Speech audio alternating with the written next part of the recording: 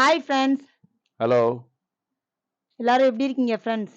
Welcome back to Jehovah Shalom cooking. ஆண்டவர் இயேசு கிறிஸ்துவின் சமாதானம் உங்கள் இல்லங்களில் தங்கட்டும். ஃப்ரெண்ட்ஸ், இன்னைக்கு இன்றைய சிந்தனைக்கு நாங்க என் அத்தா ஒரு பாட்டு பாடப் போறாங்க. அது என்ன பாட்டுன்னு பார்க்கலாமா? அத்தா, நீங்க இன்னைக்கு சேனல் தோழிகளுக்காக நீங்க என்ன பாட்டு பாடப் போறீங்க? தோழிகளுக்காக, தோழர்களுக்காக அம்மா பத்தின பாட்டு தான். ஏற்கனவே தாய் சிறந்த கோயில் மேலேன்னு ஒரு பாட்டு படிச்சோம். இப்போ அம்மாவை பத்தி இன்னொரு பாட்டு படிக்கலாமா? படிக்கலாம் தான். ஆர்வமா இருக்கோம் நாங்க எல்லாருமே. பசுந்தங்கம் புதுவெள்ளி மாணிக்கம் மணி வைரம் இவையாவும் ஒரு தாய்க்கு ஈடாகுமா? விலை மீது விலை வைத்து கேட்டாலும் கொடுத்தாலும் கடைதன்னில் தாயன்பு கிடைக்காதம்மா. ஈரேழு மாதங்கள் கருவோடு என்னை தாங்கி நீ பட்ட பெரும்பாடு அறிவேனம்மா.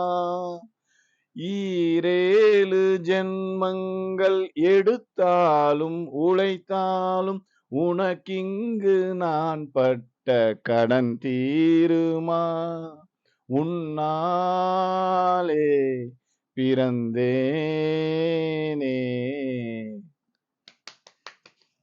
ரொம்ப சூப்பரா இருக்குதான் அந்த பாட்டு. இத என்னோட மாமியார் அத்தைக்காகவும் என்னோட அம்மாவுக்காகவும் இந்த பாட்டை நாங்க டெடிகேட் பண்றோம். அத்தா, அந்த பாட்டு மூலமா நீங்க என்னத்த சொல்ல வரீங்க?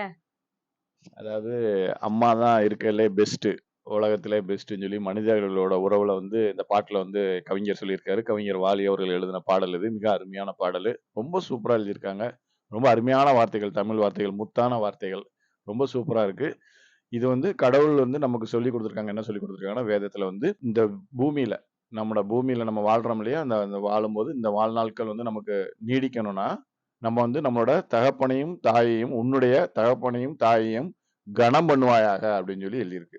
கனம் பண்றதுன்னா என்ன அப்படின்னா, அவங்களுக்கு தேவையான மரியாதையை செலுத்துறது, அவங்களுக்கு கீழ்ப்படிகிறது, அவங்களுக்கு தேவையானதையும் கவனிச்சு கொள்றது, அவங்க மேல பாசமா இருக்கிறது. இதுதான் கனம் பண்றது. தகப்பனையும் தாயையும் மதிச்சு நடக்கிறது. அவங்கள உதாசீனப்படுத்தாம, நம்ம குட்டி பிள்ளையா இருக்கும்போது நம்மள எப்படியெல்லாம் கவனிச்சிருப்பாங்க.